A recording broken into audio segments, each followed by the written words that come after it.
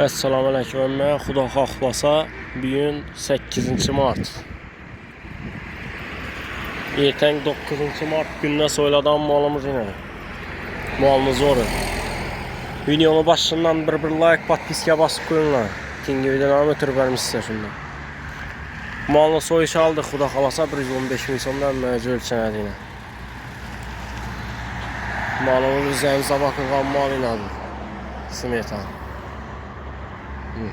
Görüşəm yaxsız çıxadı Xudo xolasa.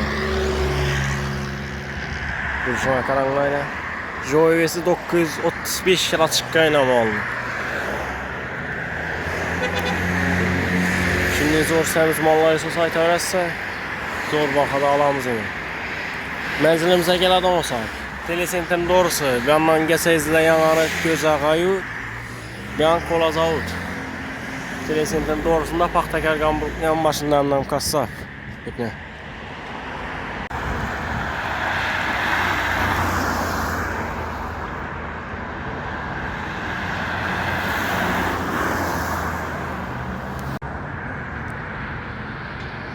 Xudo xohlasa ertaga shu malni so'yamiz yana, malni zo'ri. Sana. Duruşan karavana. 930 kilo malımız joy besin.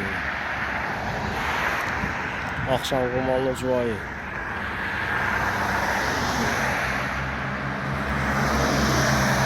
Böyle karanlığı.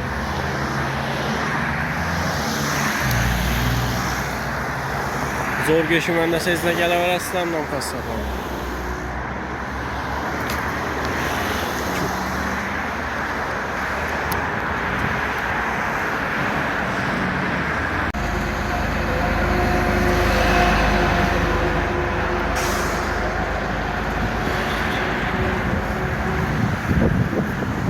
Ertəyə soyladan malımızı Xudo xolasa.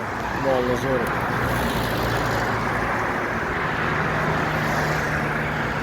Baldır şuna karanlıcılar.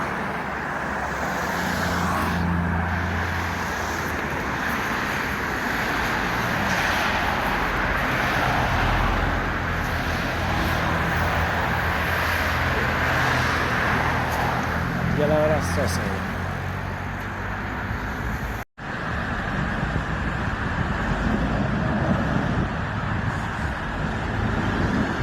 Ertəyə 9-mart gününə soyladan malımız bu yine.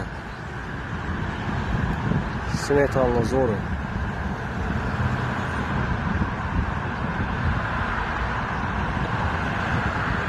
Gələn rəstəsə, yeməyə görüşləriniz təyər.